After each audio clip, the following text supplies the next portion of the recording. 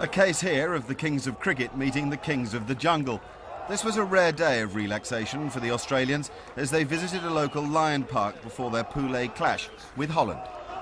Ponting's side made 3 changes for the game. Jimmy Maher and Ian Harvey coming back into the side, and there was a place for Andy Bickle too. Making way for them were Adam Gilchrist, Brad Hogg and Brett Lee. But the game nearly fell foul of the weather. Look, a helicopter doing its business drying the pitch. As a result, play began a whole hour late.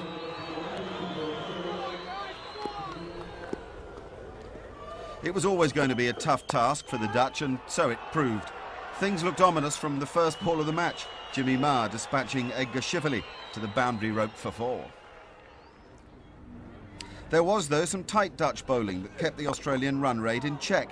Matthew Hayden smashed a 4 through mid-wicket, and that brought up his team's 50.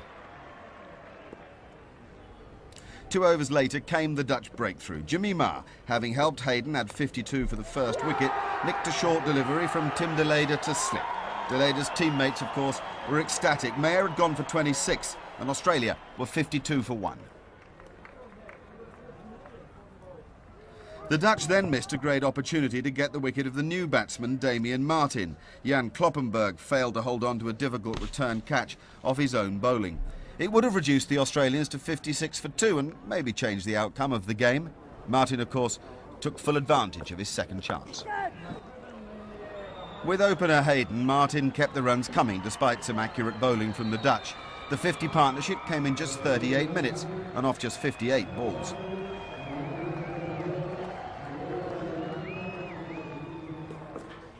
After taking Australia past the 100 mark, Hayden went on 33. And what a thrill that was for Holland. Looking to pick up the run rate, he'd hold out to mid-wicket in the safe hands of Schifferle. Australia 103 for 2 now in the 23rd over. And then the wretched rain came. The batsmen went in and out. The first break of 45 minutes was followed by one of an hour and a half. The match was reduced to 36 overs per side, and we all thought that Australia would surely look to push on. When they did resume, Martin went to his half-century. It came off 53 balls in just over an hour, and the Western Australian batsman shared his second half-century partnership of the innings with Darren Lehmann. In all, they put on an unbeaten 67, Lehmann contributing a quick-fire 29, while Martin finished on 67 not out.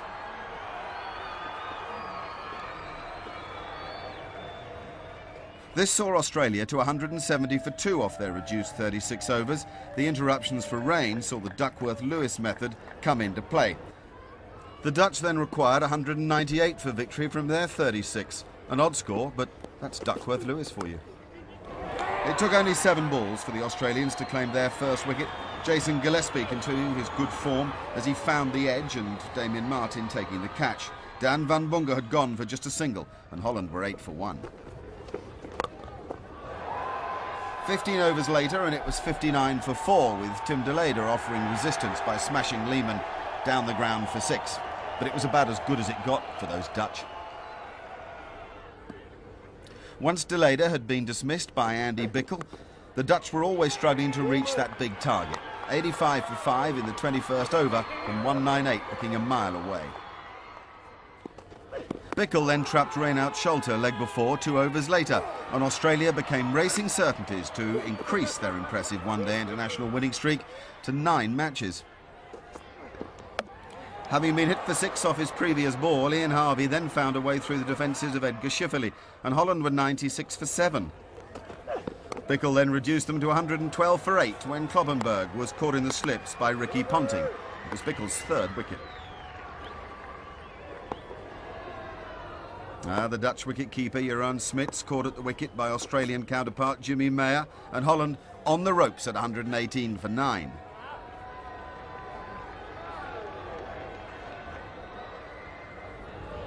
This massive victory was finally completed in the 31st over. Last man out as Maher holing out to Ricky Ponting in the slips. It had been a brave showing by the Dutch, but Australia were emphatic winners by 75 runs.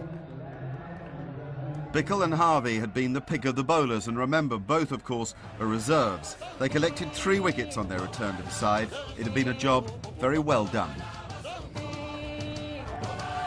All the guys are in good form, and we seem to be improving every game. So that's our game plan for the whole series, and if we can do that, then we'll be tough to beat.